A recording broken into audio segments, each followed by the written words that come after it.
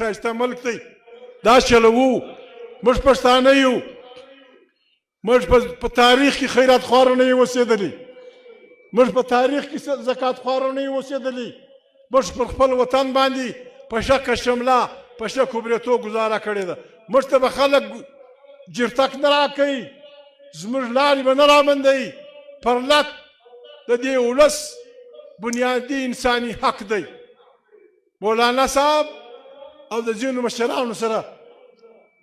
چا په ذریعه موږ مجلس کړی دی نن داسې یو خبره راله چې مولانا صاحب د ارمي چیف سره لیدلي دي زه نه یم خبر چې سره ویلي دي تر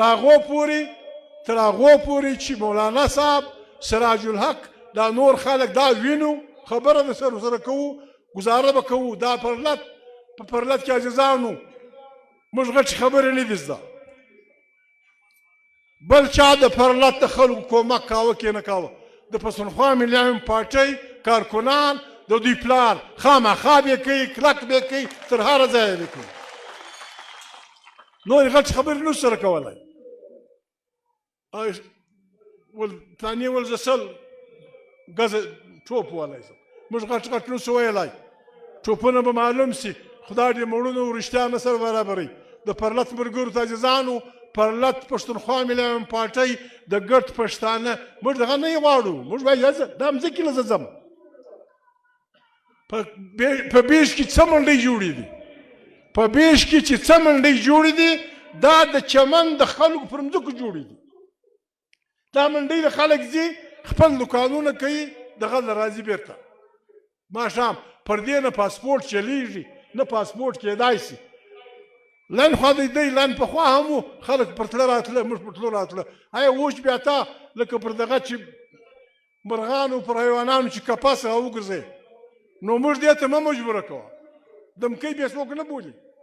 دمکۍ بې څوک نه بولي که ته یې موږ مجبوره کوي اته ځایه اته نه ځایه د وزیرستان خلک هم ناست دي اته ځایه موږ افغانستان ته لار لرو زه پښتونخوا ملي پارټۍ د یو ذمه دار سړي په حیثیت دا وایم پر دې اته ځایونو باندې چې کم ټکس د پاکستان کسټم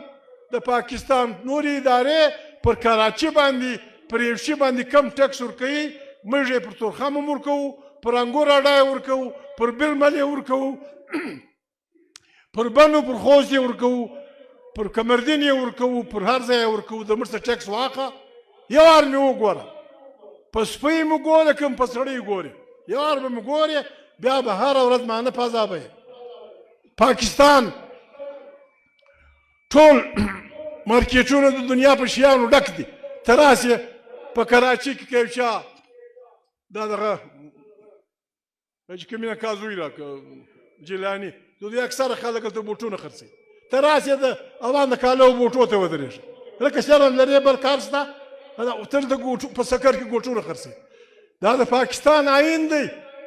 پاکستان آیین وایي چې هر پاکستانی د پاکستان په هر کونج کې کاروبار کولی شي په هر کونج کې کور جوړولی شي په هر کونج کې زندگی کولی شي واده کولی شي ها که زموږ خلک بد کوي غلا کوي ډاکې وي ویې نه څه په کراچي کې به ته چاپې وایې هغه به د کوچ خلک وي هغه به د ژوب خلک وي په لاهور کې به ستا چاپې داسې به نه سره کوو بده خبره ده ترخې خبرې نوس کولی عزیزانو غړی به ناست شو